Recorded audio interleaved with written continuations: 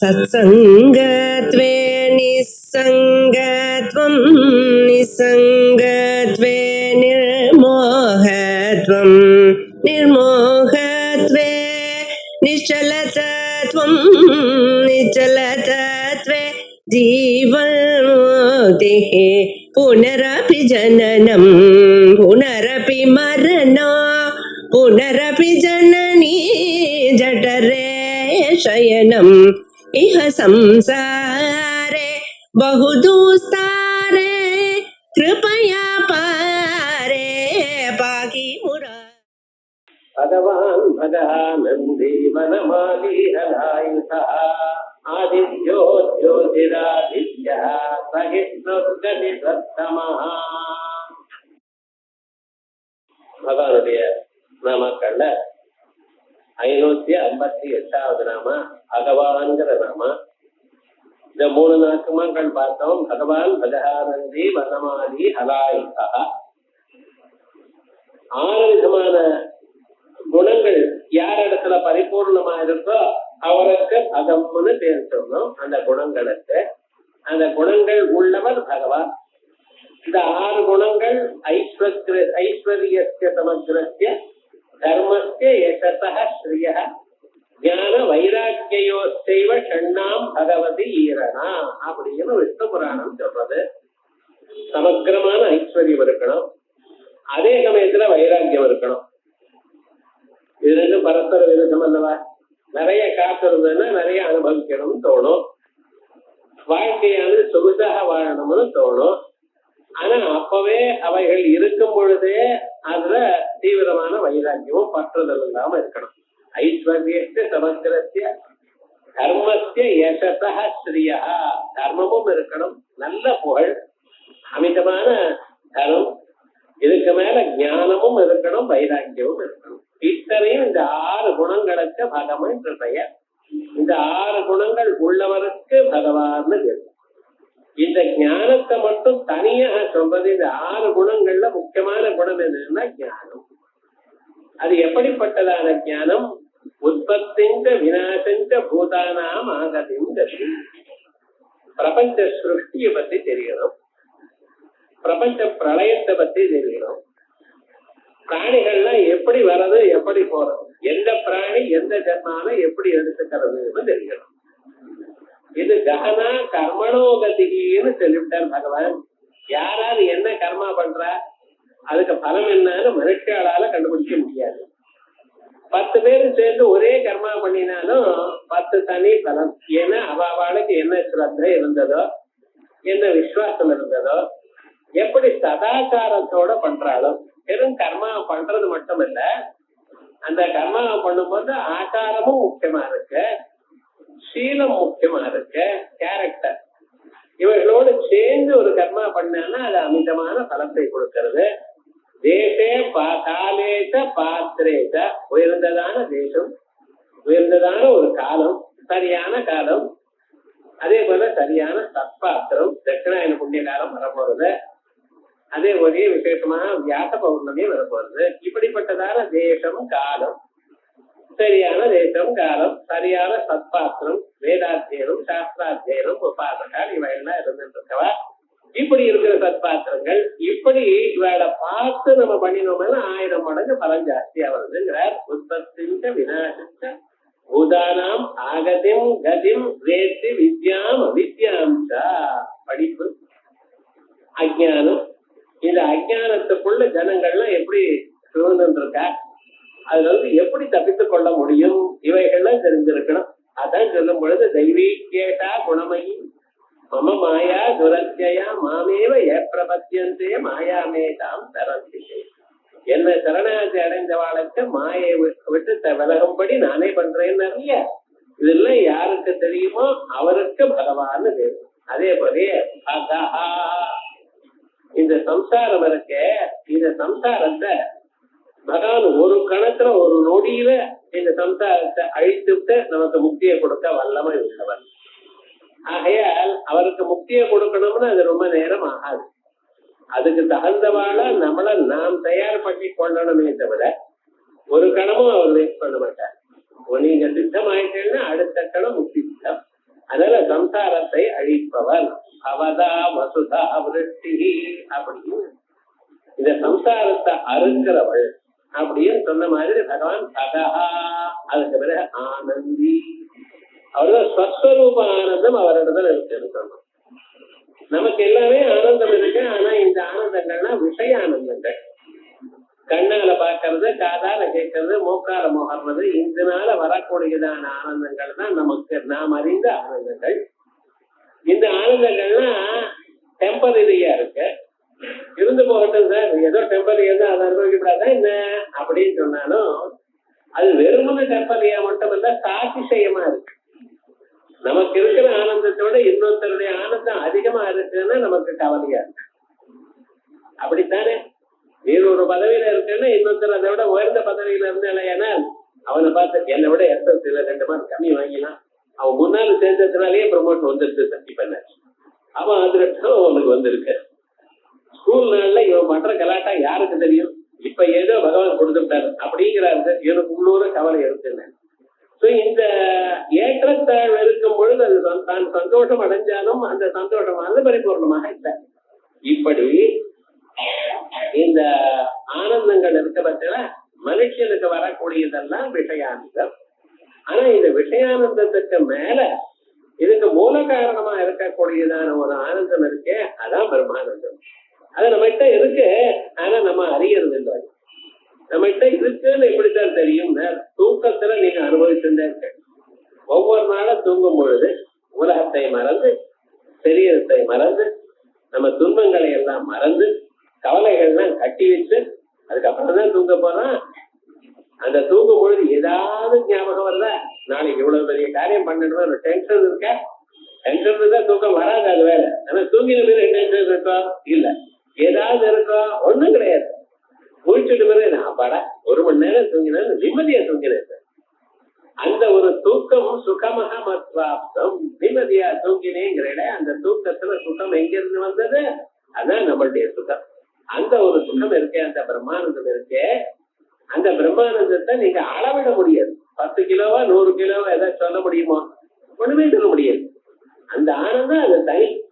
அது அனவச்சின்னமாக காலத்தினாலேயோ தேசத்தினாலேயோ தங்கு தடங்கள் இல்லாம அதுவே இருக்குமே, அதுதான் சுவாத்மானந்தம் பிரம்மானந்தம். அதான் சுவாத்மானந்த லவீபூத பிரம்மாதி ஆனந்த சந்ததி. பிரம்ம தேவரோ, இந்திரனோ, ப்ரஹஸ்பதியோ, மற்ற தேவதைகளோ அல்லது பித்ரு தேவதைகளோ இவாளுக்கு இருக்கக்கூடியதான ஆனந்தத்தை விட இதெல்லாம் திவிலை ஆனந்தங்கள். அப்ப மனுஷ ஆனந்தத்தை சொல்லணுமா? திவிலைக்கு திவிலை இவன் ஆனந்தம். ஆனா இவன் அதான் ஓன்னு கர்வப்படலாம். ஆனா அந்த ஆனந்தம் சுவாத்மானந்தம் இதோட ரொம்ப பெருசு. அதை எப்பொழுதுமே அனுபவிக்கிறதுனால அவருக்கு சுகஸ்வரூபமா இருக்கிறதுனால ஆனந்தி அப்படின்னு சொல்லும். அதற்கு பிறகு சர்வ சம்பத் சமர்த்தத்வா ஆனந்தி, எல்லா விதமான சம்பத்துகளும் பரிபூர்ணமாக இருப்பதனால அவருக்கு ஆனந்தி அப்படின்னு சொன்னோம். இது ஆன பிறகு அடுத்தது வனமாலி ஹலாயுதா, பஞ்சபூத தன்மாத்திரைகளை தான் மாலையா வைத்துக் கொண்டிருக்க. ஆகையால் அவருக்கு வனமாலின்னு பேர். முதல்ல உலகத்தை உண்டு பண்றார். அவரிடத்துல மாயான ஒரு சக்தி இருக்கு. அந்த சக்தியிலிருந்து உலகத்தை உண்டு பண்ணணும்னு நினைச்ச. அதோட சேர்ந்து சிவ சக்தியாயுக்தோ எரிபவதி சக்த பிரபலிக்கும். அதே போல அந்த சக்தியோடு சேர்ந்ததுமே அவருக்கு சங்கல்பம் வந்தது, உலகத்தை படைப்போம். இவ்வுலகத்துல இந்த மாயைக்குள்ள பல மனுஷர்கள் மங்கி கிடக்கிறா, அவளுக்கு ஒரு சந்தர்ப்பத்தை கொடுப்போம். அந்த சந்தர்ப்பத்துல அவ வாழ்க்கையை சரியாக நடத்தி கொண்டு சத்துகளோடு சேர்ந்து பகவன் நாமாவை புரிந்து கொண்டு அவ முக்தியை பெறட்டும், திரும்பி இந்த சம்சாரத்தில் இருக்க வேண்டாம் என்பதற்காகவே அவர் என்ன பண்ணிருக்கார்? ஒரு சந்தர்ப்பம் நமக்கு கொடுக்கறதா உலகத்தை படைச்சார். இந்த உலகத்தை படைக்கிறதுக்கு ஒரு ஸ்கீம் வேணுமா? நான் முதல்ல பஞ்சபூதங்களுடைய தன்மாத்திரைகளை வச்சு பண்ணினேன். தன்மாத்திரைன்னா ஆட்டம் மாதிரி சூக்ஷ்மமான பதார்த்தங்கள். அதை தயார் பண்ணி அவைகளை தன் மாலையா போட்டுட்டாராம். அந்த பஞ்சபூத தன்மாத்திரைகளை எடுத்து அதுக்கப்புறம் பிரிச்ச பிறகு அது ஒன்னோட ஒண்ணு கலவை போட்ட பிறகுதான் அது பஞ்சீகரணம். இது கலவை போட்டா பாருங்க, இந்த கல்லு, மண்ணு, சிமெண்ட், ஜலமும் போட்டு போட்டு ஒரு மிஷின்ல போட்டு அப்படி சுத்தி சுத்தி பண்ற பாருதா, அது போட்டு வச்சாலையானால் அது நல்லா செங்கல்லாம் ஒண்ணு கொண்டு நல்லா ஒட்டிக்கிறதா இல்லையா? அதே விதமாகதான் ஸ்தூலமாக உலகம் ஸ்தூலமாகணும் என்பதற்காக சூட்சுமான பூதங்களோட கலந்தார். அந்த கலக்கிற பிரதிக்கு அந்த இது இருக்கு பார்த்தல, அந்த செயலுக்கு நாம் பஞ்சீகரணம் என்று சொல்றோம். அந்த பஞ்சீகரணம் பண்ணின பிறகு விராட்ட ஸ்தூல பூதங்கள் ஏற்பட்டது. அதற்கு முன்னால இருந்த சூட்சும பூதங்களுக்கு அது அது தன்மாத்திரைகள். அதை அணிந்தவர் இரண்ய கர்ப்பரூபமா இருக்கிறவர். ஆகையால் வனமாலி அப்படின்னு. இன்னொரு அர்த்தம் சொன்னோம், வனமாலின்னு காட்டுல இருக்கக்கூடியதான புஷ்பங்களுக்கு பார்த்தா அதை எடுத்து இந்த மாலையா போட்டுட்டார். ஏன்னா இது பகவானுடைய அவதாரம் ஏதோ சில பேரை மட்டும் உத்தாரணம் பண்ணணும்னு இல்லை. அந்த காட்டுல இருக்கக்கூடியதான புஷ்பங்கள் அவைகள்லாம் தானா உழைக்கிறது, வளர்வது தானா கிழந்துடும், அழிஞ்சே போயிட்டு இருக்கு. ஆனா பகவான் என்ன பண்ணினார், அந்த மாலைகள்லாம் எடுத்து தொடுத்து தான் போட்டுட்டார். பகவானுக்கு அர்ப்பணம் பண்ணுமையானால் அதுல சேர்ந்ததான எல்லா பதார்த்தங்களுக்கும் புண்ணியம். அங்க இருக்கக்கூடியதான கொடிகள் என்ன, மரங்கள் என்ன, அந்த புஷ்பங்கள் பூத்ததான மரங்கொடிகள் அவைகளுக்கெல்லாம் அடுத்த ஜன்மால உயர்ந்ததான மானிட பிறவி. பாத்தீங்களா, ஆழ அனுகிரகம் பண்ணும். பகவானுடைய கருணை என்னதுன்னு நமக்கு தெரியாது. என்னென்னமா சகாயம் பண்ணிட்டு இருக்க. அந்த புஷ்பங்கள் எல்லாம் போட்டு அதுல வாசனை இருக்கு இல்ல, அது அப்புறம் நான் போட்டுக்கணும். ஏன்னா அதுக்கு நல்ல கதி கிடைக்கணும்னு அங்க இருக்கக்கூடியதான கொடிகள் மரங்கள் அவைகளுக்கெல்லாம் நல்ல கதி கிடைக்கணும் என கூடியதான பெரிய ஒரு எண்ணத்துல அதை மாலையை அணிந்தார். ஆகையால் அவருக்கு காட்டு புஷ்பங்கள்னால் மாலையை அடைந்தவர் வனமாலி. இன்னொன்னு ஆபாதனம் வனமாலே அப்படின்னு பாதங்கள் வரைக்கும் வரக்கூடியதான மாலை, அதை போட்டுக் கொள்ளக்கூடியதான அதிகாரம் பகவானுக்கு ஒருத்தருக்கு தான் உண்டு. மற்றவர்களுக்கெல்லாம் மாலையானது நின்றுண்டா நாபி வரைக்கும் தான் வரணும், நாபிக்கு கீழே வரக்கூடாது. உங்களுக்கு நிறைய காசு இருக்குன்னு கால் வரைக்கும் தங்கத்துல மாலை போடக்கூடாது, புஷ்ப மாலையும் அணிய விடாது. ஆனா எது வரைக்கும் நாபி வரைக்கும் தான் வரணும். ஆனா பகவானுக்கு என்ன பாதங்கள் வரைக்கும் தொடலாமா, அப்படி ஒரு மனமாலையை அனுபவிக்கிறதுனால அதுக்கு அந்த மாலைக்கே வனமாலின்னு. இந்த வனமாலையை தரித்தவர் வனமாலி அப்படின்னு பார்த்தோம். பூத தன்மாத்திர ரூபாம் வைஜயந்தியாக்கியாம் வனமாலாம் பிரகன் வகன் வனமாலி. அதற்கு பிறகு அடுத்தது ஹலாயுதா. ஹலாயுதா ஹலம் ஆயுதம் அத்தியாயிக்கு ஹலாயுதா கலப்பைய ஆயுதமா வச்சிருக்கிறார். நீங்க கத்திய ஆயுதமா வச்சிருக்கிற பார்த்திருக்கேன். பரமேஸ்வரன் திரிசூலத்தை வச்சிருக்கார், சுப்பிரமணிய சுவாமி சூலத்தை வச்சிருக்கார், மகாகணபதி அங்குஷத்தை வச்சிருக்கார். பீஜா போர கத இட்டு கர்மகரஜ சக்கர அப்ஜ பாச உத்பல விரீச்சக்கர ஸ்வமிஷான தான் உடைச்சதான தன்னுடைய தந்தத்தையே தன் கையில வச்சிருக்கார். இவங்கெல்லாம் இத்தனை தேவதைகள்லாம் இதுதான் வச்சிருக்கார். மகாவிஷ்ணு சங்க சக்கர கதைகளை ஆயுதங்களா தரித்துக் கொண்டிருக்கார். இந்த ஆயுதங்களுக்கெல்லாம் தனித்தனி அர்த்தம் உண்டு. ஏன் சார் எனக்கு முன்னால இந்த ஆயுதங்கள்லாம் வச்சுட்டு என்னை பயமுறுத்துறதுக்கா? தனியே ஒரு விசேஷம் உண்டு, மேல போய் சொல்ல போற சில ஆயுதங்களுக்கு. அப்படி இந்த ஆயுதங்கள்லாம் இருக்கும் பொழுது கலப்பை போய் ஆயுதமா வைத்துக் கொள்வானே அப்படின்னு ஒரு சந்தேகம் நமக்கு வரும். பூமியை உழக்கூடியதான கலப்பைய பிளவுங்கிறால அதை போய் ஒரு ஆயுதமா வச்சுருக்கல எதற்கா அப்படின்னு கேட்டா, அதை ஆயுதமா உள்ளவருக்கு அலாயுதம்னு பேர். பலராம அவதாரத்துல பலபந்திர அவதாரத்தை அதுல வச்சுருக்க. இப்ப நீங்க கிராமாந்தரத்துக்குலாம் போய் பார்த்தேடா, என்ன அவ அந்த பூமியில விதைகள்லாம் போடுவார். முதல்ல உழணும், உழுத பிறகு ஒரு நாள் ஜலத்தை தெளிச்சுட்டா மறுபடியும் உழணும். அது போல 3 தரம் 5 தரம் உழுவார். உழுந்த பிறகு அப்படியே இருக்கும். அப்படியே அதுக்கப்புறம் ஒரு நாளைக்கு நல்ல நாளா பார்த்து அது என்ன பண்ணுவான்னா, யாராவது அதிருஷ்டமான கையால் இருக்கோ அவளை அந்த கையில எப்படி இருக்குன்னு கேட்கக்கூடாது. அது என்னவோ நம்பிக்கைதான். அவ கொண்டு வந்து அவதான் அந்த விதைகள்லாம் தெளிக்கணும் அப்படின்னு சொல்றா. அதுல என்ன விசேஷம் இருக்கு அது பார்க்கணும். இந்த விதைகளை போடும் பொழுது அந்த பலபத்திர மந்திரத்தை சொல்லிட்டு போடணுமா, பலராமனுடைய நினைச்சிட்டு விதைகளை போடணும் அப்படின்னு இது ஒரு ரகசியம் இருக்கு. அதனால அந்த பலராமனுக்கு என்ன பேரு, ஹலாயுதம்னு பேரு. அது பலராமனுக்கும் இந்த அக்ரிகல்ச்சருக்கும் என்ன சார் சம்பந்தம்? ஒண்ணுமே இல்லைன்னு அவருக்கு ஒரு பீஜம் அப்படிங்கிற ஒரு பீஜமா, அந்த பீஜத்தை சொல்லிட்டு விதைக்கணும் அப்படின்னு விதைய விதைக்கணும்னு சொல்ற. அது என்ன விசேஷம் அதுல இருக்கு? இந்த அலம்னு இருக்க பட்சா இது பூமியை நோண்டுறது. பூமியை நோண்டுறதுன்னு பூமியிலிருந்து நோண்டும் பொழுது அதுக்குள்ள இருக்கக்கூடியதான சக்திகளை வெளியில கொண்டு வரலாம். அந்த சக்திகளை வெளியில கொண்டு வரணும் எனக்கூடியதான எண்ணத்துல இது பண்றதுனாலதான் இது விசேஷமாக நமக்கு சொல்லப்படும். பகவான் கீதையில மமயோ நிர்மஹத் பிரம்மா தஸ்மின் கர்ப்பம் ததாம்யஹம் சம்பவ சர்வபூதானாம் அப்படின்னு தாசாம் பிரம்ம மஹத் யோனிஹி அஹம் பீஜ பிரதப்பிதா மமயோ நிர்மஹத் பிரம்மா. இந்த உலகமெல்லாம் என்னுடைய சரீரம். தஸ்மின் கர்ப்பம் ததாம்யஹம், அதுல எத்தனை ஓட்டதிகள் இருக்க, எத்தனை மரம் கொடிகள் உண்டாக போறது, அந்த சக்தியெல்லாம் நான் அதுல கொடுத்திருக்கேன்.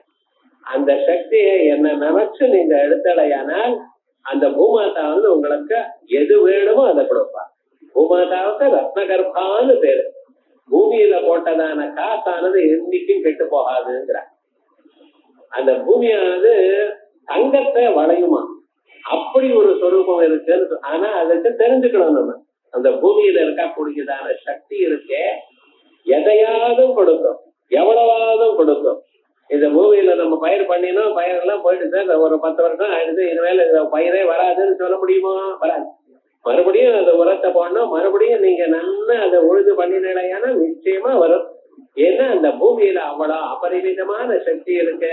அந்த சக்தியை இந்த கலப்பையால எடுத்து நம்ம பகவானை நினைச்சு பண்ணினோம். ஏன்னா அங்க இருக்கக்கூடியதான சக்தியினால சகல பதார்த்தங்களும் வெளியில வரலாம். மனுஷனுக்கு வேண்டியதான யாவத் பதார்த்தங்களையும் கொடுக்கக்கூடியதான சக்தி இருக்கிறதுனால்தான் அந்த அலத்தை தன் ஆயுதமாக வச்சு கொண்டிருக்க. மற்றதை பார்க்கணும், இந்த அலத்தினால எத்தனை காரியமும் பண்ணலாம்னு அபரிமிதமான சக்தி இருக்குன்னு சொல்றாங்க. பலராமன் என்ன பண்ணினார், ஒரு நதிய அது போற வழியில இருந்து இழுத்து ஒரு இடத்துல வச்சு விட்டார்.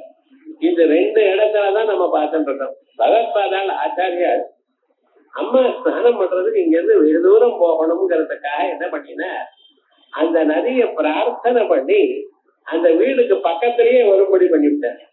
இந்த பூர்ணா நதின்னு. சோ குடிசையில இருந்து இறங்கி கீழே வந்ததுமே வீட்டுக்குள்ள ஸ்நானம் பண்ணிட்டு வராப்பதான் அம்மாவுக்கு பண்ணினார். இந்த சக்தி பரமேஸ்வர அவதாரமா இருக்கக்கூடியதான் பகவத்பாதான் பண்ணினார். அதே போலயே பகவான் பலராமன் என்ன பண்ணினார், தன்னுடைய கலப்பையான இழுத்து நதிய அங்கே ஹஸ்தினாபுரத்துக்கு பக்கத்திலேயே வரும்படி பண்ணிவிட்டாராம். அவ்வளவு ஒரு பலசாலி. அந்த ஜலத்தினுடைய கோர்த்தையும் மாத்தினார். அந்த மாற்றக்கூடிய அதுக்கு உபயோகப்பட்டதான ஒரு ஸ்வரூபம் இந்த அலம்ங்கிற ஒரு ஆயுதம். ஆகையால் இந்த அலம்ங்கிற ஆயுதமானது எதற்கு சொல்றது, நம்ம சரீரத்தில் இருக்கக்கூடியதான சக்திகளை எல்லாம் நல் வழியில் மாற்றிக்கொள்ள உபயோகப்படக்கூடியது. பூமியில இருக்கக்கூடியதான அத்தனை சக்திகளையும் அத்தனை பயிர்களையும் வரும்படி பண்ணக்கூடியதான ஆயுதம். அதனால இதுக்கு பலராமனுக்கு இந்த ஆயுதம் கொடுக்கப்பட்டது. ஒரு ஆயுதம்னு அதுக்கு ஒரு வேல்யூ இருக்கு, அதுக்கு ஒரு பிரயோஜனம் இருக்கு. அபரிமிதமான பிசிக்கல் பவரை சொல்றது.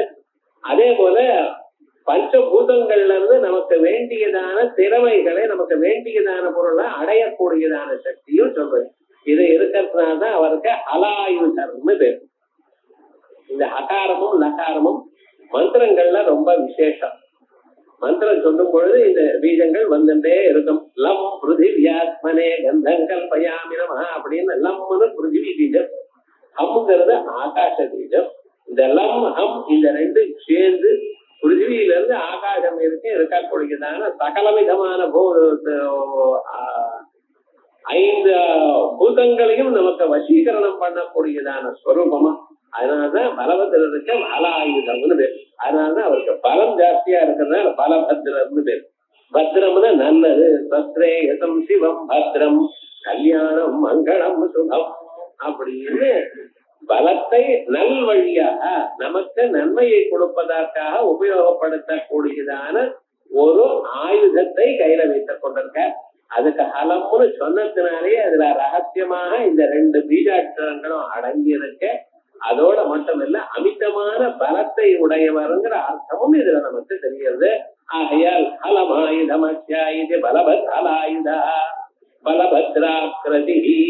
அதற்கு பிறகு ஆதித்யா. ஆதித்யான சூரியன் நமக்கு அர்த்தம் தெரியும். இந்த சூரியன் சொல்ற இடத்துல நம்ம கொஞ்சம் பார்க்கணும். இந்த இடத்துல ஆதித்யான்னு சொல்றது நாராயண ஸ்வரூபத்தை சொல்றது. சூரிய மண்டலத்துக்குள்ள பகவான் இருக்காருங்கிறது அது ஒரு அம்சம். தேயஸ்ததா சமித்ரு மண்டல மத்தியவர்த்தி நாராயண சரசிஜாசன சன்னிவிட்டா அப்படின்னு சூரிய மண்டலத்துக்குள்ள பகவான் ஸ்ரீமன் நாராயணன் இருந்து கொண்டிருக்க. ஆகையால் தான் தினமும் சூரியனை பார்த்து நம்ம நமஸ்காரம் பண்ணணும். சந்தியாவந்தே அசாவாதித்யோ பிரம்மா அப்படின்னு அர்க்க பிரதானம் பண்ணதுமே அசோ ஆதித்யோ பிரம்மா, இதோ இவர் தான் இந்த சூரியன் தான் பிரம்மம் அப்படின்னு சொல்லி அதுக்கப்புறம் சயத்தாயம் புருஷே எத்தாதாவாதித்யே, என் இதயத்துக்குள்ள இருக்கிற இந்த பிரம்மம் இவரும் அந்த சூரிய மண்டலத்தில் இருக்கக்கூடியதான தற்பதமும் ஒண்ணு அப்படின்னு தினந்தோறும் அனுசந்தானம் பண்றோம். பிராதகர மித்ரே திருதோ தேவசியாதானதி அப்படின்னு சூரியனுக்கு உபஸ்தான மந்திரங்கள்லாம் இருக்கு. இப்படி அந்த சூரியனை நம்ம தியானம் பண்றப்ப அந்த சூரியனுக்கு மதிப்பென்ன சூரியனுக்குள்ள இருந்துருக்க சாட்சாத் பரமாத்மா மகாவிஷ்ணு அங்க இருந்துருக்க. அவருடைய சக்தியினால்தான் சூரியனுக்கு அவ்வளவு சக்தி வந்திருக்கு. சூரியனிடத்துல அபரிமிதமான சக்தி இருக்கான் சாஸ்திரங்கள் சொல்றது. அந்த சக்தியை நீங்க எத்தனை நாள் உபயோகப்படுத்திக் கொண்டாலும் குறையவே குறையாதான். ஆனா இவெல்லாம் சொல்லிட்டு இருக்கா சூரியனுடைய சக்தியெல்லாம் சயின்டிஸ்ட் சொல்லிட்டு இருக்கா எவ்வளவோ சக்தி போயிடுது, கொஞ்ச நாள் ஆனா அழிஞ்சு போயிடும். கொஞ்ச நாள் ஆனா அழிஞ்சு போயிடும் நீங்க சொல்ல வேண்டாம், அது பிறந்த பொருள் தான் அழிய வேண்டியதுதான். ஆனா பாஸ்கராயர் லலிதாசாஸ்திரத்துக்கு வியாக்கியானம் பண்ணும் பொழுது அந்த திரிகோணந்தர தீபிகா அப்படின்னு ஒரு நாம மேரு பர்வதத்தை சுத்திட்டு இருக்காராம் சூரியன். அந்த சுத்தி கொண்டிருக்கும் பொழுது எந்த இடத்துல அவர் இருக்காரோ அவர் கிழக்கில் அவர் நடுவுல இருந்தார் ஐயனால் அதுக்கு முன்னால இருக்கிற இடத்துல அது அஸ்தமிக்கும், கிழக்குல நடுவுல இருந்துருக்கார். அதே போல ஆக்னேய மூலையில அவர் அப்ப உதிக்கும். இப்படி ஒவ்வொரு இடத்திலையும் அவர் இருக்கும் பொழுது அதுக்கு முன் மூலையில அஸ்தமனமும் பின்னால வரக்கூடிய மூலையில உதயமும் இப்படி நடந்து கொண்டே இருக்கு. இவர் இப்படி இருந்துருக்கிறவர் அந்தந்த இடத்துல பாக்குறவாளுக்கு அந்தந்த ஊர்ல யமபுரியில இருந்துட்டு ஒருத்தர் பார்த்தான்னு வச்சுங்களேன், கிழக்கில உதிச்சு அதே போல மேற்குல அஸ்தமிச்சு. ஆனா வருணபுரியில இருக்கிறவன் அவனுக்கு எப்படின்னு அவனுக்கு அப்படி இல்லை. அவன் தெற்குல உதவிச்சு அதுக்கப்புறம் மேற்குல அஸ்தமிப்பாரான், இதுல வடக்குல அஸ்தமிப்பாரான் சூரியன். அந்த ஊர்ல இருக்கிறவாளும் என்ன சார் இப்படி எல்லாம் இருக்கு, இத தனியே சொல்லியிருக்க. சாந்தோக்கியோபன் இடத்துல 5வது அத்தியாயத்திலையும் இதை விசேஷமா சொல்லியிருக்க. அதோட மட்டும் இல்ல, இங்க நமக்கு 12 மணி நேரம் சூரியன் இருக்க. ஆனா இன்னொரு ஊர்ல 24 மணி நேரம் சூரியன் இருக்காரா. இன்னொரு ஊர்ல 47 மணி நேரம் சூரியன் இருந்துட்டு இருப்பாரா. இன்னொரு ஊர்ல 96 மணி நேரம் இருப்பாராம் சூரியன். இப்படி எல்லாம் சொல்லியிருக்க. இப்படி இருந்துட்டு சுத்தி கொண்டிருக்க கூடியதான சூரிய பகவான் கல்பாந்தத்துல நோதேதா நாஸ்தமேதா ஏகலையேவ மத்தியே ஸ்தாதா அந்த மேரு பர்வதனுடைய உச்சியில நின்றுடுவார். அதுக்கப்புறம் உதிக்கிறதும் அஸ்தமிக்கிறதும் கிடையாது, அங்கேயே நின்றுட்டு இருப்பாராம். என்ன ஆகும், சில நாட்களுக்கு உலகம் முழுக்க தானா பத்திந்து எரியும். அதுக்கப்புறம் உலகமே இருக்காது. இப்படி ஒரு பிரளயத்தை சொல்லியிருக்கு உபநிடத்துல. அந்த சூரியனுக்கு இவ்வளவு சக்தி கொடுத்திருக்காரு. என்ன அதுக்குள்ள இருக்கிற சக்தி வடிவமாக பகவான் இருக்கார். யஜ்ஞோவை விஷ்ணு, நீங்க பண்ணக்கூடியதான ஒவ்வொரு செயலும் யஜ்ஞம். யஜ்யம்னா யாகமா இருக்கணும்னு இல்ல, நீங்க படிக்கிறது ஒரு யஜ்யம். இப்ப படிச்சுட்டு இருக்கல பகவான் நாமாவை கேட்டு இருக்கல, இது ஞான யஜ்யம். காலம் ஏதோ காயத்ரி மந்திரம் ஜபிக்கிறேட ஜப யஜ்யம். அதே போலயே பகவான் நாமாவை படிக்கிறீங்களா நாம பாராயண யஜ்யம். இவைகள்லாம் யஜ்யம் தான். நீங்க பண்ணக்கூடியதான எல்லாமே எத தேவ பூஜா சங்கதி கரணேட்டு இதெல்லாம் என்ன ஆகுதுன்னா இதனுடைய புண்ணியங்கள்லாம் இருக்க அந்த சூரிய பகவானுடைய அந்த நடுவுல இங்க வைக்கப்படுறது. ருக்வேதத்துல பண்ணின கர்மாக்கள், எதிர்வேதத்துல பண்ணின கர்மா, சாமவேதத்துல பண்ணின கர்மாக்கள், அதர்வேதத்துல சொல்லப்பட்டதான கர்மாக்கள், தந்திரங்கள்ல சொல்லப்பட்டதான கர்மாக்கள், அத்தனை கர்ம பலமும் அந்த சூரிய மண்டலத்துக்குள்ள இருக்கு. அது எல்லாம் சக்தி வடிவமா இருக்கு. அதனால குறைஞ்சு போறதுன்னு சயின்டிஸ்ட் ஏதோ சொல்றான் பார்த்தேடா, அது வேற விதமா மாறிட்டு இருக்கு. ஒரு யாகம் இன்னொரு யாகமா, ஒரு எனர்ஜி இன்னொரு எனர்ஜியா மாறுறதே தவிர அது அழியறதுங்கிற அபிப்பிராயம் இல்லை. இப்படிப்பட்டதான அந்த சூரிய மண்டலத்துல இருக்கிற சூரியனை நம்ம முன்னால நடந்ததான நாமாவில பார்த்துட்டோம், ஆதித்யாங்கிற நாமா. அதனால இந்த நாமாவுக்கு என்ன, அதிதியினுடைய பிள்ளைன்னு அர்த்தம் பண்றோம். இங்க முன்னால சொன்ன நாம ஆதித்யனுங்கிறதுக்கு அங்க இருக்கக்கூடியதான பகவான் சூரிய பகவான்கிற வடிவத்துல இருக்கிறத முன்னால சொல்லியாச்சு. ஆனால் இங்க மறுபடியும் இந்த நாமா வந்ததுனால அதிதியினுடைய பிள்ளைன்னு சொல்றோம். இந்த அதிதி யாரு சார்? அதிதிங்கிறவர் தேவமாதா, கஷ்யப பிரஜாபதியினுடைய ஆத்துக்காரி. அந்த கஷ்யப பிரஜாபதிக்கு 2 ஆத்துக்காரர்கள், அதிதின்னு ஒரு அம்மா, திதின்னு ஒரு அம்மா. அதிதிக்கு பிறந்தவாழ்ல தேவதைகள் ஆதித்யா, திதிக்கு பிறந்தவாழ்ல தைத்யால் ராட்சசா. எல்லாம் இங்க இருந்து வந்துட்டான். ஒரே அம்மாவுக்கு தான் தைத்யால் ராட்சசால் தேவதைகள் எல்லாம் பிறந்திருக்காங்க. அதிதித்யோர் அதிதிர் அந்தரிக்ஷம் அதிதிர் மாதா சபிதா சபுத்ரா விஸ்வே தேவா அதிதிர் பஞ்சஜனா அதிதிர் ஜாதம் அதிதிர் ஜனித்வம் வேதம் சொல்றது. இந்த அதிதிங்கிற ஒரு அம்மாவை இவ்வளவு விசேஷமாக சொல்றது. அப்படிப்பட்டதான அந்த அதிதிக்கும் கஷ்யபருக்கும் ஒரு நாளைக்கு பகவான் பிறந்தாரா வாமனாவதாரமாக. அதிதி அம்மா தான் உயர்ந்ததான ஒரு விரதத்தை பண்ணி பகவான ஸ்தோத்திரம் பண்ணணும், பகவான பூஜிக்கணும் அப்படிங்கிற ஒரு எண்ணத்துல எனக்கு ஏதாவது ஒரு விரதத்தை சொல்லிக் கொடுங்க அப்படின்னு ஆட்டக்காரரா கேட்டார். அவர் சொல்ற பயோவிரதம் பண்ணுமா, 12 நாட்கள் பாலை மட்டும் சாப்பிடணும், வேற ஒண்ணும் சாப்பிடக்கூடாது. பௌர்ணமியிலிருந்து ஆரம்பிக்கணும் இந்த விரதத்தை. 12 நாள் இருந்துட்டு அதுக்கப்புறம் மத்தியானம் தூங்கப்படாது. பகவான் நாமாவுடைய உபாசனை பண்ணிட்டு இருக்கணும். உபாசனம்னா என்னதுன்னு அப்படியே கொட்டா விட்டுட்டு ஜபம் பண்றதுக்கு உபாசனை இல்லைன்னு. உபாசனம்னா என்னது, பகவத் சமீபத்திலேயே நம்ம மனசை வைத்து கொண்டிருக்கணும். அப்படி பண்ணப்போ உங்க க்ஷேமம் நடக்கும் அப்படிங்கிற பூஜை பண்ற சொன்ன பகவானுடைய நாம சொல்லி உபதேசம் பண்ணின. அது மாதிரியே பண்ணின. அதற்கு பிறகு அந்த அம்மா உண்டாயி அவளுக்கு கர்ப்பம் உண்டாச்சு. அந்த சமயத்துல பகவான் தோணின. பகவான் தோணின பிறகு சதுர்புஜ சங்ககதாயுதபிதங்கவாசாலிதே திரேஷணா श्यामावदातो जठराज कुंडल त्रिशोल्लश्रीवदनम भुजपुमान. பகவான் பிறக்கிறப்ப பிரத்யட்சமானார். முதல்ல சதுர்புஜா சங்ககதாயுதாயுதா, 4 புஜங்களோட சங்கம் சக்கரம் கதை பத்மம் இவங்களோட நிர்பிசங்கவாசா நளினாய தேக்ஷணா, 10 பீதாம்பரங்களோடையும் நளினாய தேக்ஷணா, தாமரை கண்களோடையும் தாமரை போன்றதான கண்களும் சியாமாவதாதா, கொஞ்சம் கருப்பா இருக்க ஜடராஜ குண்டல மகர குண்டலங்களும் ஸ்ரீவதனம் புஜப்புமானு இப்படி தரிசனம் பண்ணி அம்பாளுக்கு அதித்தி அம்மாவுக்கு அனுகிரகம் பண்ணி என்ன வேணும்னு கேட்டார். இந்த அம்மா தாங்கள் மாதிரியே குழந்தை வேணும்னு. இது நல்லா இருக்கு.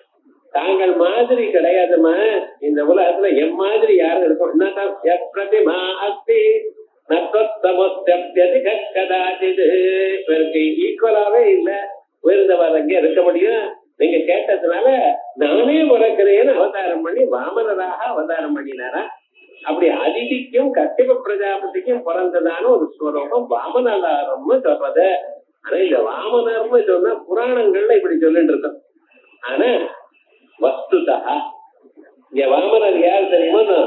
மத்தியே வாமனமாசீனம் விஸ்வே தேவா உபாசதே அப்படின்னு உங்க இதயத்துக்குள்ள இருக்கக்கூடியதான வாமனராக இருக்கக்கூடியதான பகவான் மகாவிஷ்ணு பரமேஸ்வரனே புலங்கள்லாம் பிரார்த்தனை பண்றதாம்.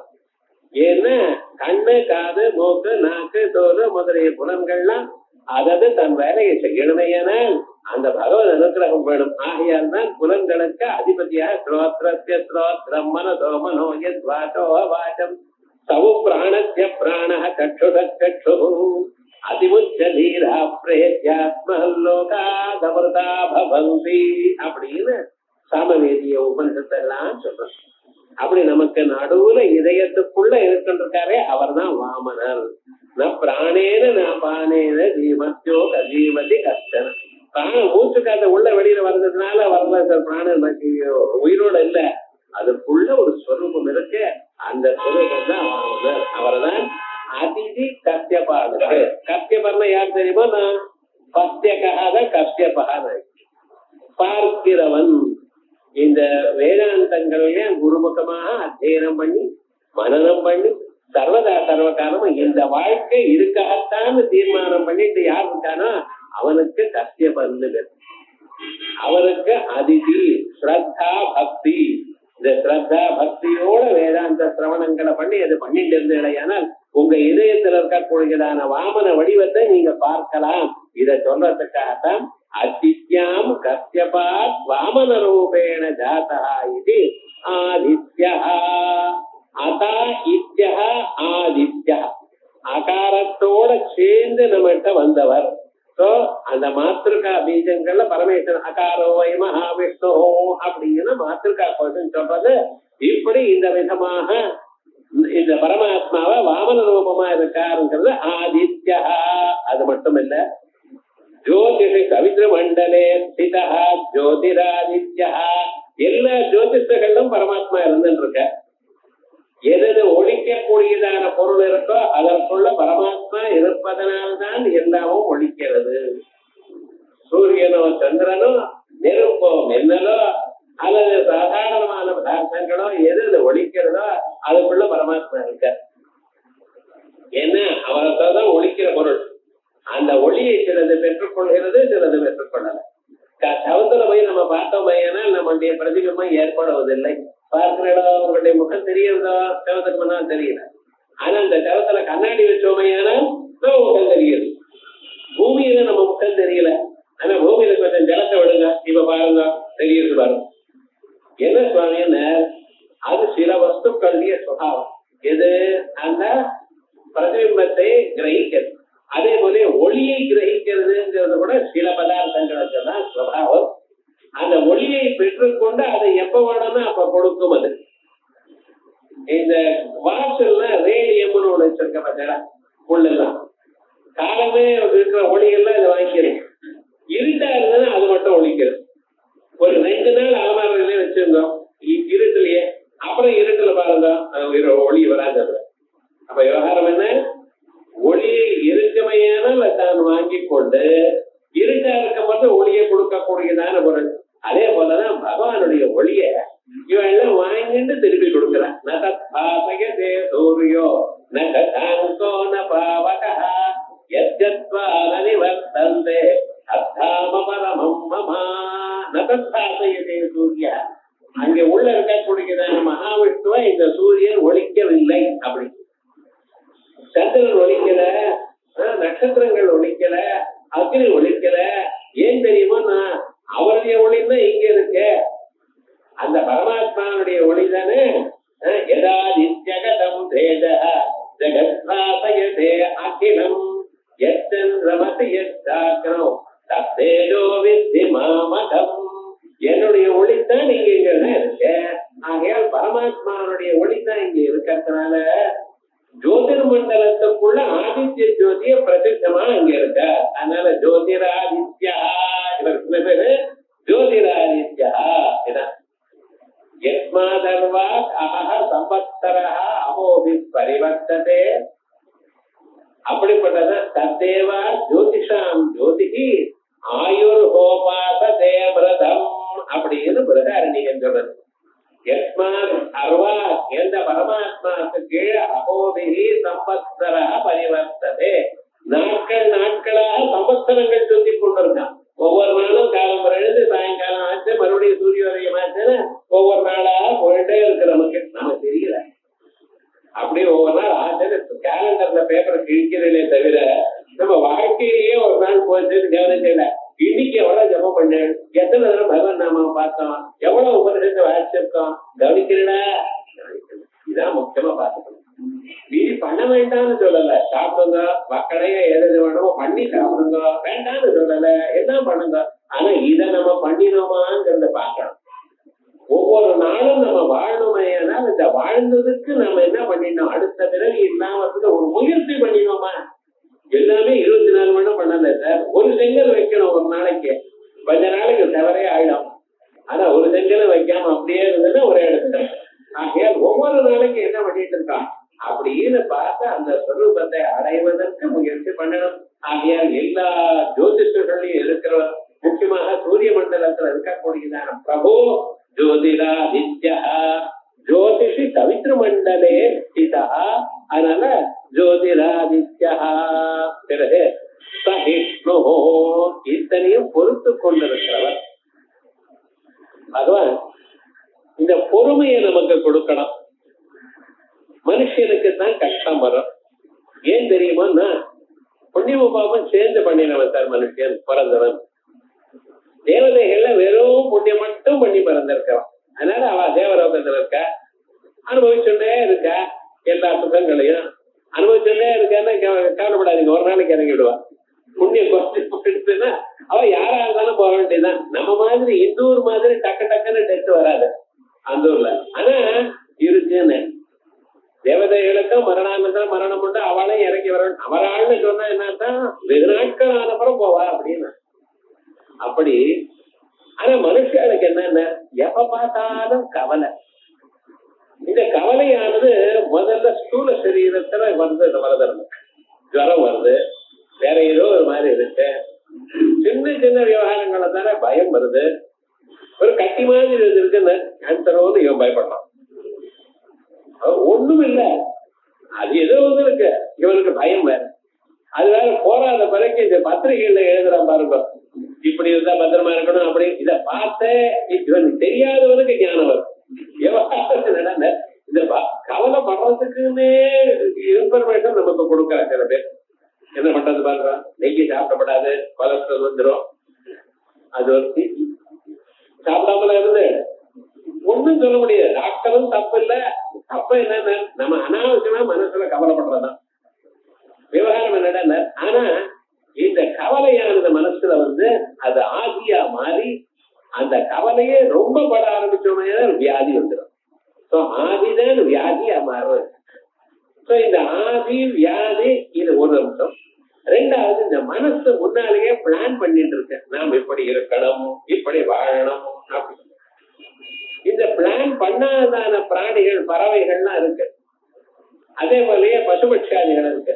அவைகளுக்கு இது போல நீங்க நினைக்க போல டெங்கு ஃபீவர், வேற ஏதோ ஃபீவர் ஏதாவது வருது. ஏன் வரல? அது கவலைப்படல. நம்ம மனுஷனுக்கு அதிகமான கவலை என்ன ஆயிடுமோ எப்பவோங்கிற ஒரு கவலை. நம்ம இப்படித்தான் வாழணும்னு வாழ்க்கை நெறிய வேற இவன் பண்ணி வச்சுட்டு இருக்கான். அதுக்கு வேண்டியதான டிசிப்ளினும் இவனுக்கு இல்லை. சாதாரணமாக பட்சிகளுக்கு கேட்ராக்ட் வருதில்லை, என்ன எதுக்குன்னு கேட்டுட்டா ஒருத்தர் ஆயுர்வேதத்துல. பட்சிகளுக்கு இப்ப மனுஷாளுக்கு தான் கொஞ்ச நாள் ஆயிடுச்சுன்னா, ஒரு 40-45 வயசு ஆகுது, கண்ணாடி போட்டுக்க கேட்ராக்ட் வந்து அதை ஆபரேட் பண்ணுங்கிறான். பசுபட்சாதிகளுக்கெல்லாம் இல்லையே, ஏன் கேட்ராக்ட் வரல? அது கண்ணுதானே, அதுக்கும் வர வேண்டியது தானே. ஏன் சார் வரல? ஒரு பட்சிக்கும் கேட்ராக்ட் வந்தா போல இல்லையே. என்ன காரணம்னு அதுக்கு ஆயுர்வேதத்தால் சொல்லியிருக்கேன். மலமூத்திராதிகள் வந்ததுன்னு அடுத்த கணம் அது விட்டுருமா. அது என்ன ஆகும்னா கண்ணுக்கு ஸ்ட்ரெயின் இல்லாம இருக்கும்.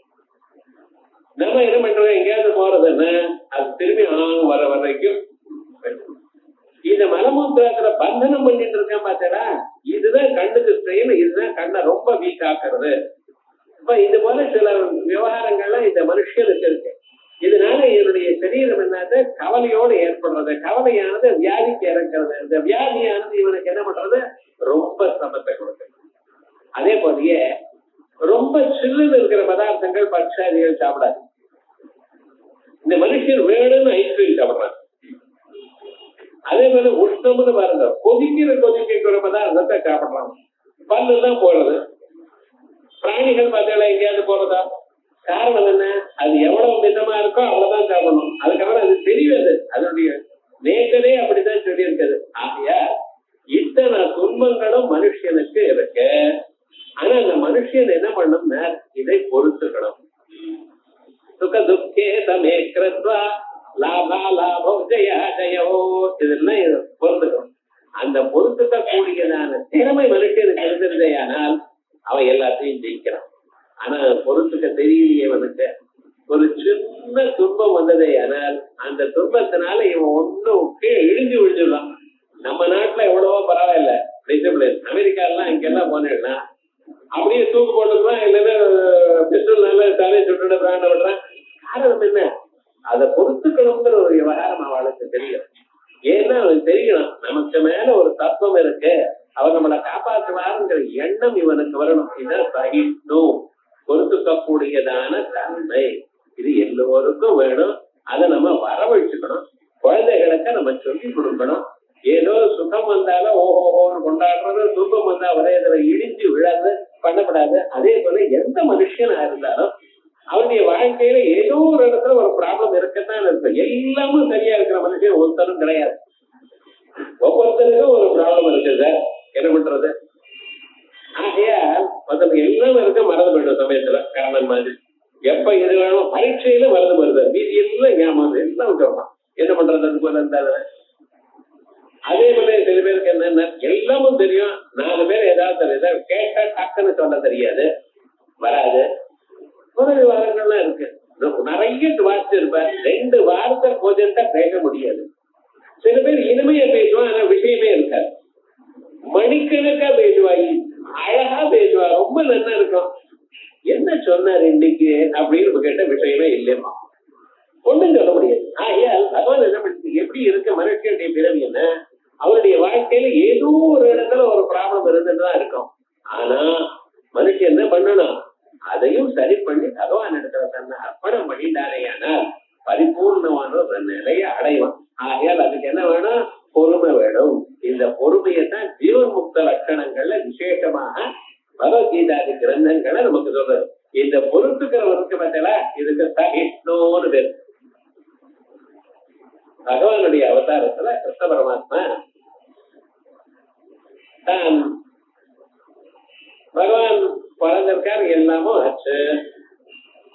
அதே சமயத்துல அத்தை பிள்ளை, இன்னொரு அத்தைக்கு பிள்ளை. அவன் என்னன்னு அவன் பிறக்கிறப்பவே ஒரு மாதிரி பிறந்தான். அதுக்கப்புறம் என்ன அந்த அம்மா என்ன இது மாதிரி இருக்கே என்ன ஏது, சாதாரணமா இருக்கிறத விகாரமாக வேற கைகள்லாம் இருந்துருக்கு அதிகமாக. என்ன ஆகுதுன்னா ஜோசியர் சொல்ற, யார பார்த்ததுலே இவருக்கு அங்கங்கள்லாம் எக்ஸ்ட்ரா அங்கங்கள்லாம் விழுந்துடுறதோ அப்படி இருக்கிறவன் தான் இவனுக்கு மரணஹேது அப்படின்னு சொல்லிட்டு. அதுக்காக நம்ம என்ன பண்ண, எல்லாரையும் கூப்பிட்டு எங்க குழந்தைய பாருங்க, எங்க குழந்தைய பாருங்க எல்லாம் பார்த்துட்டு இருக்க. யார் பார்த்தாலும் அப்படியே இருக்கு. கொஞ்ச நாள் ஆன கூட பகவான் வந்தார். பகவான் வந்ததுமே அடுத்த கணம் அந்த எக்ஸ்ட்ரா அவயவங்கள்லாம் கீழே வந்தது. அப்ப அந்த அம்மா கேட்கிற, கிருஷ்ணா உனக்கு ரொம்ப வேண்டியவனாச்சு, அத்தை பிள்ளை தானே நீ, எனக்கு ஒரு வரம் கொடுக்கணும். என்னென்ன, இந்த பையனை நீ கொல்லப்படாது அப்படின்னா. பகவான் சிரிச்சுண்டா, இது தெய்வ நிர்ணயம் தெரிஞ்சிருக்கு, நீங்க கொல்லப்படாதுன்னு சொன்னா என்ன பண்றது? ஆனா ஒண்ணு சொல்றேம்மா, நான் அவன் தப்பு பண்ணினாங்கிறதுக்காக சொல்ல மாட்டேன்.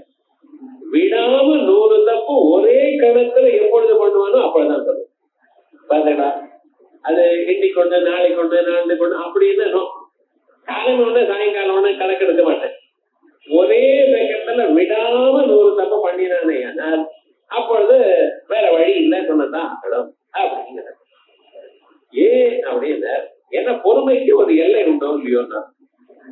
நான் மனுஷனா பிறந்திருக்கேன், மனுஷ அவதாரத்துல கொஞ்சம் தான் பொறுமை இருக்கும். அதுக்காகத்தான் நீங்க சொல்றீங்களேங்கிறதுக்காக நான் இருக்கேன் அப்படிங்கிறது சொல்றேன். இந்த அம்மா என்ன நினைச்சா, யாரா இருந்தாலும் ஏதோ 1 தடவை 2 தடவை 3 தடவை பண்ணுவான், 100 தப்பு பண்ணுவாடா, அப்படி வரக்கூடிய சான்ஸே இல்லையே, அதனால ஒண்ணு மரணம் இல்லப்போ அப்படின்னு நினைச்சா. இந்த சிஜுபாலம் நல்லா ராஜாவா ஆயிட்டான். விவகாரம் என்னடா பகவான் கர்ப்பபுத்திர ராஜதோயாக பண்றார். பண்ணும் பொழுது விவகாரம் என்ன ஆச்சுன்னு எல்லாம் ரெடி ஆயிடுச்சு.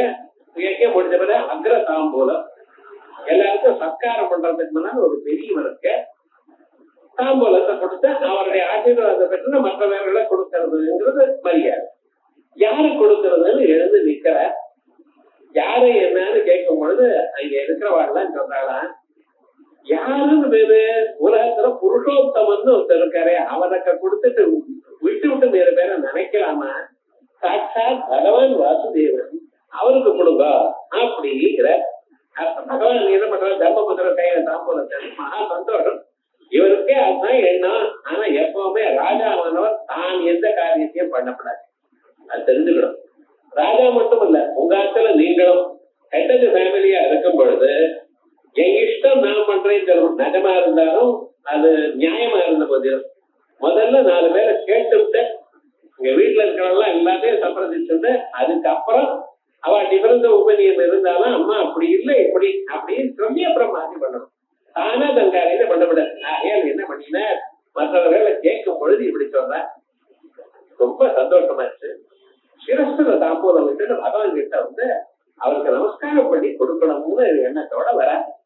அங்கிருந்து சிசுபாலன் எழுந்துக்கிறான். எழுந்துட்டு இந்த பகவானுக்கு இவருக்கு ஒரு இடையனா இருந்தவர், அந்தூர்ல பிறந்தவர், அந்த குழந்தைகளை பிறந்த நாள்ல இருந்து திருடுறவர், அந்த ஸ்திரீகளோட லோகமா இருக்கிறவர், இப்படிப்பட்டது அப்படி வரிசையாக திருட்டே இருக்க. இவருக்கு போய் நீங்க கொடுக்குறீங்களா? என்ன சபையில எத்தனை ராஜாக்கள் இருக்கால, ஒவ்வொரு ராஜாவுக்கு எத்தனை வீரியம் இருக்கு, எத்தனை சாமர்த்தியம் இருக்கு, எத்தனை யுத்தங்கள்ல ஜெயிச்சிருக்க. ஒரு யுத்தம் இவர் தனியா தானா பண்ணினார? எவனோட ஓடி ஓடி ஓடிதான் போனார் இவர் விவகாரம் முழுக்க. இப்படி யுத்தத்துல ஓடினவனுக்கு இப்படி வரிசையா விடாம சொல்லிட்டே இருக்க. பகவான் சிரிச்சுட்டே இருக்க. ஒவ்வொரு வருஷமும் வரும்போது 1, 2 நீங்க ஜபம் பண்ற போல எல்லாம் எழுதிட்டு இருக்காரு வரிசையா. 100வது நாம வந்தது இவர் ஒண்ணும் பண்ணல. அவர் கையில இருக்கக்கூடியதான சக்கராயுதம் நேர போய் அவருடைய சிரத்தை கண்டனம் பண்ணினதுமே அவங்க உள்ள இருந்து ஒரு ஆத்மா ஜோதிஷா வெளியில வந்து பகவானுடைய பாதத்துல சேர்ந்ததா ஸ்ரீமத் பாகவதாதி கிரந்தங்கள்லாம் சொல்றது. காரணம் என்ன, அது வரைக்கும் பொறுத்து இருந்தாராம். அந்த பொறுமையை நமக்கு கொடுக்கணும். யாராவது விஷம் இருந்தாலோ நமக்கு விடாம உபகாரம் பண்ணிட்டு இருந்தாலோ பொறுமை போன்றதான ஷார்ப் இன்ஸ்ட்ருமெண்ட் உலகத்துல கிடையாது. ஞாபகம், நீங்க பதிலே கொடுக்காம இருந்தேன்னு வச்சுங்களேன், அதுதான் ரொம்ப கோபத்தை கொடுக்காம.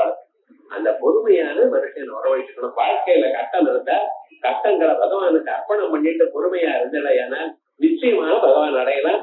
இதை காட்டுறதுக்காக தான் சகிஷ்ணோ, அதாவது துவந்த்வாதீனி சீதோஷ்ணாதீனி சகதே, துவந்தங்களான சுகம் துக்கம் ஜெயம் பராஜயம் குளிர் உஷ்ணம் அத்தனையும் செய்து கொண்டிருக்கார். ஆகையால் துவந்த்வாதீனி சீதோஷ்ணாதீனி சகதே இது சகிஷ்ணோ. பிறகு கதி சத்தமஹா, பகவானுடைய பேர் கதி சத்தமஹா. சில பேர்களை மனுஷன் பேரா வச்சுக்க முடியாது பாருங்க. சஹஸ்ரநாமத்துல பேர்ல வனமாலி பேர் வச்சிருக்கா, ஆனந்தி பேர் வச்சிருக்கா, அலாயுத் அப்படின்னு பேர் வச்சிருக்கா, புதுசான பேர்லாம் வச்சிருக்கா. ஆனா பகவான் பேர் வச்சுக்கிறது ரொம்ப கஷ்டம். பகஹா இப்படி பேர் வச்சுக்கிறாளா? அதே போல கதி சத்தமஹா இந்த பேர்ல வச்சுக்க முடியுமா? இருந்தாலும் அந்த பேர்ல ஒரு விசேஷம். எது கதின்னு ஆசிரியம். நம்ம எல்லோருக்கும் கதி அவர் தான். எத்தனை நாளானாலும் எத்தனை பிறவைகள் ஆனாலும் போய் சேர வேண்டியதான இடம் மனுஷர்களுக்கு அதுதான். சகல பிராணிகளுக்கும் கதி அவர் தான். ஆகையால் ஆசிரியமா இருக்கிறதுனால கதின்னு பேரு. அதோட மட்டும் இல்ல, சத் சமஸ்த, சத்து நல்லவர். லோகத்துல மனுஷர்களுக்கு என்ன வேணும்? சத்தம் வேணும். மீதி எது எப்படி இருந்தாலும் நல்லவனுடைய ஒரு ஆசிரியம் சங்கம் இருந்தா போறோம். வாழ்க்கையில க்ஷேமமா இருக்கலாம். எவ்வளவு கஷ்டம் வரும், இருந்தாலும் அவளை நினைச்சிடணும். அங்க போய் ஒரு நமஸ்காரம் பண்ணிட்டு வந்தாலே மனசுக்கு நிம்மதியா இருக்கும். அவர் காதுல போட்டாலே போறோம் அப்படின்னு நினைக்கிறத, யார நினைத்த மாத்திரத்தினால மனசுக்கு ஒரு சந்தோஷம் ஏற்படுறதோ அவளுக்கு சத்துக்கள். சத்தங்கத்வே நிசங்கத்துவம், நிசங்கத்வே நிர்மோகத்துவம், நிர்மோகத்வே நிச்சலிதத்துவம், நிச்சலிதத்வே ஜீவன்முக்தி அப்படின்னு அது உயர்ந்ததான ஒரு நிலை. அப்படி சத்துக்கள் இருக்காளே, சத்துக்களா பண்ணக்கூடியதான தன்மை சத்தமன். யாரு சத்துக்களா இருக்காளோ அவளுக்கு அந்த சத்தத்தை அவளை கொடுத்து உயர்ந்ததான ஒரு நிலையாக வைத்துக் கொண்டவர் சத்தமன். ஆசிரியமாகவும் இருக்க, சத்தமனாகவும் இருக்க ஆகிய அவருக்கு என்ன பேரு கதி சத்தமஹா இப்படி பகவானுடைய நாம விசேஷமான பகவான் பகவானந்தி வனமாதீஹலாயுதா ஆதித்யா ஜோதிராதித்யா சகிஷ்ணம் கதி சத்தமஹா அப்படின்னு பார்த்தோம். அதற்கு ஒரு சுதன்வா கண்டபரசோ தாருணோ திரவிண பிரதா திவிஸ்பிரக் சர்வதிருக் வியாசோ வாசஸ்பதிரயோ நிஜா அப்படின்னு அடுத்த நாமக்கள். இதுல சுதன்வா அழகான ஒரு தனுஷை உடையவர், வில்லை உடையவர். என்ன வில்ல, வில்லுக்குள்ள அழகான வில்லுன்னா அது பார்க்கணும். கண்டபரசோ உடைந்ததான கோடாலியே கையில வச்சிருக்கோம், ஒழுங்கா கண்டபரசு என்ன என்னென்னமோ பேரெல்லாம் சொல்லிட்டு இருக்கீங்கள, என்ன காரணம்? ஒவ்வொன்றுக்கும் ஒரு ரகசியம் இருக்கு. மந்திர சாஸ்திரத்தில் இருக்கிற ரகசியங்கள்லாம் இந்த விட்டு போட்டு